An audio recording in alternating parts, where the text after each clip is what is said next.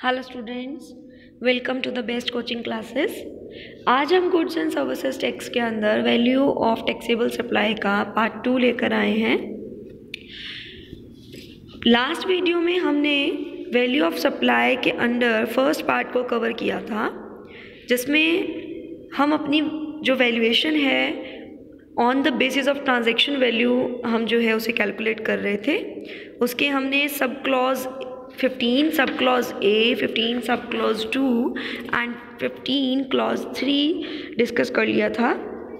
आज हम next part discuss करेंगे, that is if the value of supply can not determined on the basis of transaction value, तब हम कौन सा क्लॉज फॉलो करेंगे। ठीक है, इसके बारे में डिस्कस करते हैं। उससे पहले अगर आप मेरे चैनल पर नए हैं, प्लीज़ चैनल सब्सक्राइब कर लें, साथ ही साथ बेल आइकन क्लिक कर लें ताकि आने वाले वीडियोस के अपडेट्स आपको टाइमली मिलते रहें और आप वीडियोस से बेनिफिट उठा सकें। आज हम करते हैं GST determination of the value of supply according to the rules 2017।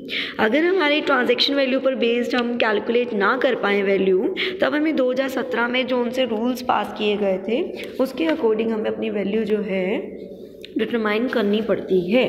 ठीक है, हमने लास्ट वीडियो में ये सीखा था ट्रांजैक्शन वैल्यू पर कुछ कंडीशंस हैं। अगर आप उन कंडीशंस को फॉलो करते होंगे तो आपकी वैल्यू जो है उसके अकॉर्डिंग हो जाएगी कैलकुलेट। ठीक है, जिस पर आपको जीएसटी कैलकुलेट करना है। बट अगर सपोज कीजिए कि आपके वो कंडीशंस फुलफिल नहीं होते, तब आपको इन रूल्स को फॉलो करना पड़ेगा। ठीक है, तो अभी मैंने इस चार्ट के थ्रू आपको ये समझाने की कोशिश करी है कि पहला स्टेप तो क्या रहेगा कि आप ट्रांजैक्शन वैल्यू चेक करें। ठीक है, उसके अकॉर्डिंग फॉलो कर पाएंगे आप या नहीं कर पाएंगे।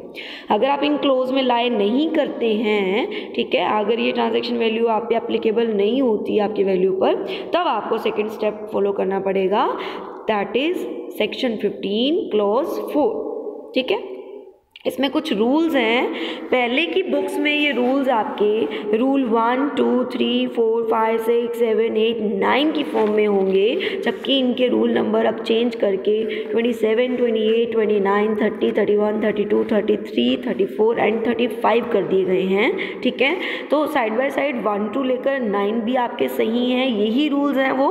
आप सिर्फ उनकी जगह रिप्लेस करके उन रूल्स की नंबरिंग 27 to 35 कर लीजिएगा अगर आपके बुक्स में 1 to 9 गिवन है। ओके, 1 by 1 करके हम डिस्कस कर लेते हैं।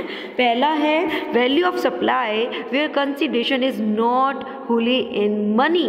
अगर आपकी वैल्यूएशन जो है कंसिडरेशन की प्रॉपर मनी में कैलकुलेट ना हो, नॉट होले इन मनी। लाइक एग्जांपल ले लेते हैं, जैसे सपोज कीजिए कि आप मार्केट में गए, मैंने आपको लास्ट वीडियो में भी एग्जांपल दिया था। जैसे मान लीजिए मशीन आपने न्यू परचेज़ करनी है, उसके बदले में क्या किया, ओल्ड मशीन जो है वहाँ पर दे आए। ठीक है, और बदले में न्यू ले आए और जो एक्स्ट्रा पैसे बनते थे दे आए। तो यहाँ पर सारी पेमेंट मनी में तो नहीं हुई ना, एक्सचेंज किया हमने प्रोडक्ट। ठीक है, उसमें पैसे कट गए, तो एक तरह से क्या है, consideration not wholly in the money. ठीक है, price is not sole consideration here, है ना। तो ट्रांजैक्शन वैल्यू की कंडीशन में तो आएगा नहीं है, इसीलिए मुझे 15 क्लॉज 4 के अकॉर्डिंग वैल्यूएशन करनी पड़ेगी। अब इसके अंदर रूल 27 क्लॉज ए में क्या बोला हुआ है कि आपको तब वैल्यू क्या लेनी है जो ओपन मार्केट वैल्यू होगी सप्लाई की। मतलब आप वही प्रोडक्ट अगर मार्केट में देखें तो किस रेट पर मिलता है, वो रेट आपने उस रेट को वैल्यूएशन मान लेना है और उस वैल्यू पर आपने जीएसटी कैलकुलेट कर लेना है। ठीक है, अगर open market value is not available, suppose कीजिए कि आपकी ओपन मार्केट वैल्यू भी आपकी अवेलेबल नहीं है, आपको नहीं पता, तब आप क्या करेंगे, जो कंसिडरेशन देकर आ रहे हैं मनी की फॉर्म में plus monetary value of consideration not in money. जैसे आपने मनी की फॉर्म में दे दिया, सपोज कीजिए 9000 रुपीज़ फॉर द मशीन, और जो मशीन आप देकर आए थे उसकी एक्सचेंज वैल्यू थी सपोज कीजिए 5000, तो टोटल मिलकर कितनी होगी, 9 + 5 दैट इज 14000। ठीक है, इस तरह से आप जो है कैलकुलेट कर लेंगे कि जो आप कंसिडरेशन मनी की फॉर्म में देकर आए और जो बदले में एक्सचेंज करके आए उसकी जो मनी की वैल्यू बनती होगी, उन दोनों को प्लस करेंगे और आप जो है वैल्यूएशन कर लेंगे। अगर सपोज कीजिए if the value of supply is not determinable under rule 27 ए और 27B मीन्स जो भी हमने फर्स्ट 2 पार्ट डिस्कस किए, ओपन मार्केट वैल्यू और ओपन मार्केट नाउ वैल्यू वाला, तो ये दोनों ही अगर आप इन दोनों के हेल्प से आप नहीं निकाल पा रहे हैं तो आपको क्या करना पड़ेगा, value of supply of like kind and quality means उसके जैसा कोई मिलता जुलता प्रोडक्ट मार्केट में देखो, उसकी जो वैल्यू है वो वैल्यू ले लो और उसके ऊपर GST कैलकुलेट करना पड़ेगा। मतलब उसके जैसा मार्केट में कोई और क्वालिटी, सेम काइंड की, सेम क्वालिटी की कोई प्रोडक्ट तो और होगा ना, उसकी वैल्यू पता करो, उसकी वैल्यूएशन के बेस पर आपको क्या करना पड़ेगा, उस प्रोडक्ट की वैल्यू लगानी पड़ेगी। ठीक है, नेक्स्ट आता है 27 का D clause, if the value is not determinable under 27A B C जो अभी हमने तीनों डिस्कस किए, तब आपको क्या करना पड़ेगा, कंसिडरेशन इन मनी जो मनी में देकर आ रहे plus amount equivalent to consideration not in money as determined by application of rule 30 और 31। अभी आगे चल के हम 30 और 31 डिस्कस करेंगे, तो कहता है जो कंसिडरेशन देकर आओगे वो प्लस जो भी 30 और 31 में आपकी वैल्यू मतलब 31 और 30 के रूल के अकॉर्डिंग जो भी वैल्यू आपकी कैलकुलेट होगी, ठीक है, वो आप उस अमाउंट के इक्वल अपनी प्रोडक्ट की वैल्यू को मान लेंगे। ठीक, नेक्स्ट पढ़ते हैं value of supply between distinct और related person other than through an agent, rule number 28। अब रूल नंबर 28 में क्या बात की गई है कि बस प्रिंसिपल एंड एजेंट के रिलेशन को छोड़कर, ठीक है, आप डिस्टिंक्ट टू रिलेटेड पर्सन है, आपको याद होगा ट्रांजैक्शन वैल्यू में मैंने बोला था आप आपस में रिलेशन में नहीं होने चाहिए, चाहे वो ऑनर का रिलेशन हो, चाहे वो बिजनेस में सेम हो, चाहे आप एक पर्सन के अंडर वर्क कर रहे हो या आप किसी को होल्ड करते हो, ऐसे बहुत सारे पॉइंट्स है, पार्टनर्स हो, तो ऐसे केस में आप ट्रांजैक्शन वैल्यू पर नहीं ले सकते। तो यहाँ पर बोलता है सिर्फ एजेंट और प्रिंसिपल वाला रिलेशनशिप छोड़कर बाकी सब रिलेशंस में आपको ये रूल फॉलो करके अपनी वैल्यूएशन जो है अमाउंट जो है वैल्यू करना पड़ेगा। ठीक है, नेक्स्ट है इसके अंदर आते हैं 28 सबसेक्शन ए, क्या कहता है, ओपन मार्केट वैल्यू के बेस पर करना है। अगर ओपन मार्केट वैल्यू अवेलेबल ना हो 28B क्लॉज लगेगा, जिसमें क्या बोला, value of supply of like kind and quality, उसके जैसा सेम अगर कोई है मार्केट में तो जो उसके जैसा प्रोडक्ट सेम है उसकी जो वैल्यू होगी उसे आपको अपने प्रोडक्ट की वैल्यू मानकर क्या लगाना पड़ेगा, GST लगाना पड़ेगा। अब 28C क्लॉज क्या कहता है, अगर वैल्यू ऑफ सप्लाई जो है 28A क्लॉज और B क्लॉज में ना डिटरमाइन की जा सके तो आपको 30 और 31 रूल के अकॉर्डिंग अपनी वैल्यू कैलकुलेट करनी पड़ेगी। ठीक है, तो वो हम लेटर ऑन डिस्कस करते हैं 30 और 31 रूल कहते क्या हैं। नेक्स्ट आपके पास आता है value of supply of goods made और रिसीव थ्रू एन एजेंट। अभी हमने सारे रिलेशन देख लिए थे बस एजेंट वाला छोड़कर। अब एजेंट वाले में क्या ऑप्शन है, 29A क्लोज कहता है open market value of goods के बेसिस पर आप कैलकुलेट कर लेंगे। ठीक है, और at the option of supplier अगर सप्लायर के ऑप्शन पे देखें तो 90% of price charge, 90% of price charge मतलब जितना प्राइस मार्केट में चार्ज होना चाहिए उसका 90% ले लेंगे। ठीक, उसके बाद for the supply of good like kind and quality, मतलब उसने ये बोला कि क्योंकि आपको ओपन मार्केट वैल्यू पता नहीं चल रही तो आप सेम तरह को कोई प्रोडक्ट ही लेंगे। ठीक है, उसका 90% जो है वैल्यू ले लेंगे।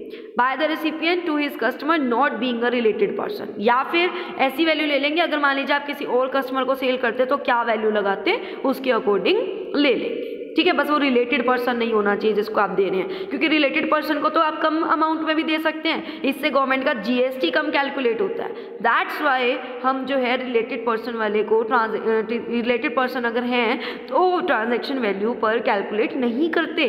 This is the main reason behind this. Okay, so 90% क्यों क्योंकि सप्लायर किस पर्पज से मतलब एक तरह से आपको प्रोडक्ट परचेज करते हैं ताकि फर्दर सप्लाई कर सके। ठीक, नेक्स्ट आता है 29B का क्लॉज।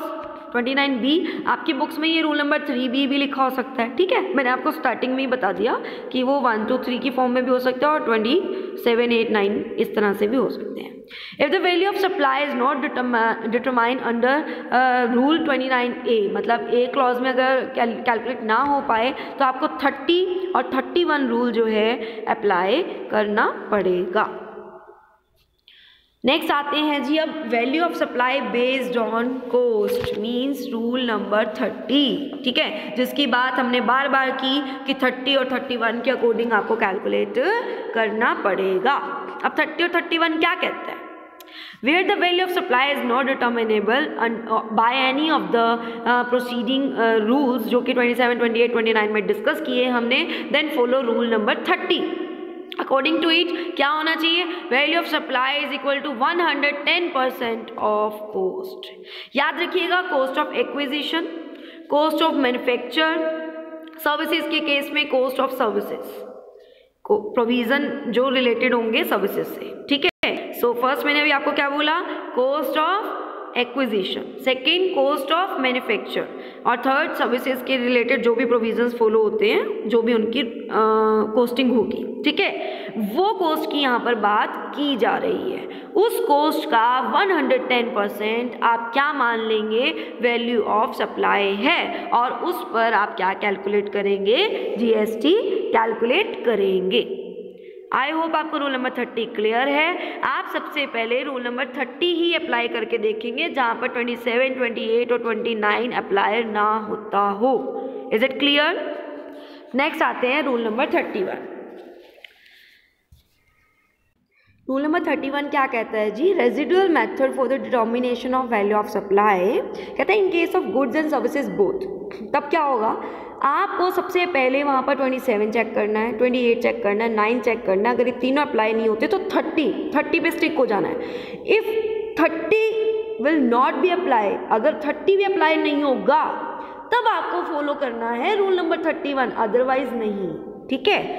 पर इन case of services you can apply either 30 और 31, ओके, ठीक है। अब 31 कहता क्या है? Use reasonable basis for valuation. अब रीजनेबल बेसिस मतलब पर्टिकुलर कंडीशंस के अकॉर्डिंग जो रीजनेबल लगेगा पर्टिकुलर मेथड वही फॉलो कर दो, उसके अकॉर्डिंग अपनी वैल्यू जो है डिटरमाइन कर लो।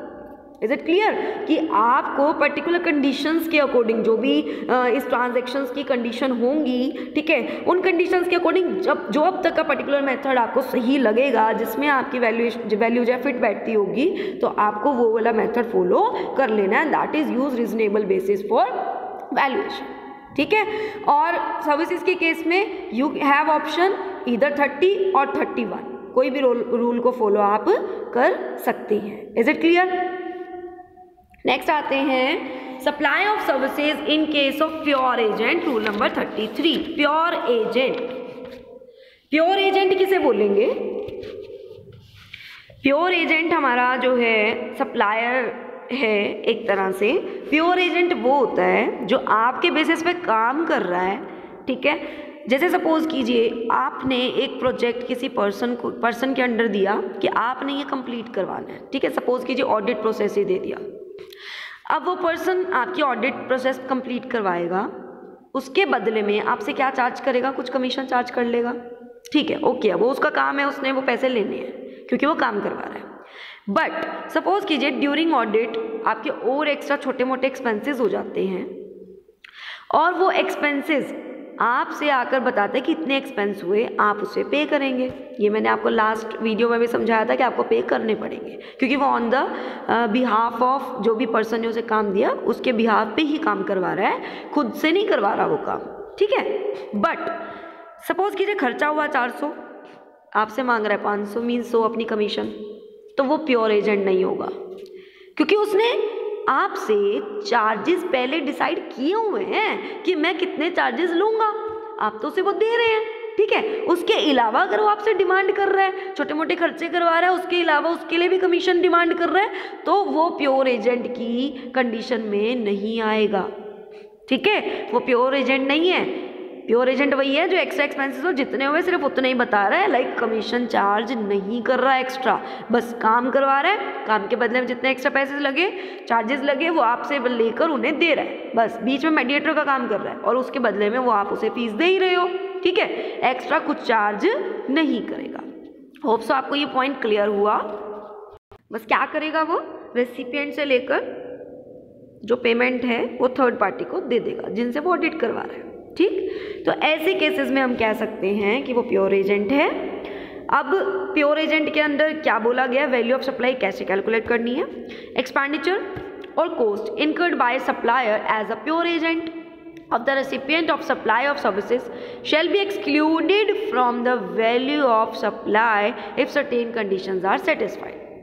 अगर ये conditions satisfied हो जाती हैं तब वो वैल्यू कैसे कैलकुलेट होगी, जो ऑडिट पे खर्चा आएगा और जो एक्स्ट्रा भी अगर आ रहा है तो वो भी इंक्लूड करके आपको टैक्सेबल वैल्यू वो इंक्लूड करके आपको वैल्यू ऑफ सप्लाई कैलकुलेट करनी पड़ेगी और उस पर क्या करना पड़ेगा, जीएसटी कैलकुलेट करना पड़ेगा। अब कंडीशंस क्या हैं। फर्स्ट कंडीशन है contract between third party and recipient. यहाँ पे सप्लायर बस प्योर एजेंट का काम कर रहा है पर एक्चुअल कॉन्ट्रैक्ट जो है वो थर्ड पार्टी और रेसिपिएंट के बीच में है। प्योर एजेंट कौन है, सप्लायर है। Recipient is liable to make payment. हर पेमेंट के लिए कौन लायबल होगा, रेसिपिएंट, ना कि सप्लायर। ठीक है। रेसिपिएंट ऑथोराइज द सप्लायर, वो जो है ऑथोराइज जो है अपनी मर्जी से, मतलब कहने का कि सप्लायर अपनी मर्जी से कोई पेमेंट नहीं कर सकता।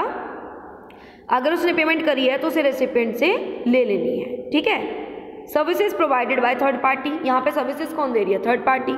ठीक है। Payment indicated separately in invoice, आपको पेमेंट को सेपरेटली इनवॉइस में दिखाना पड़ेगा।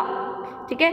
Supplier recovers from the recipient, supplier हर तरह की अमाउंट जो है रेसिपिएंट से कवर कर लेगा, अपनी तरफ से कोई भी खर्चा नहीं करेगा।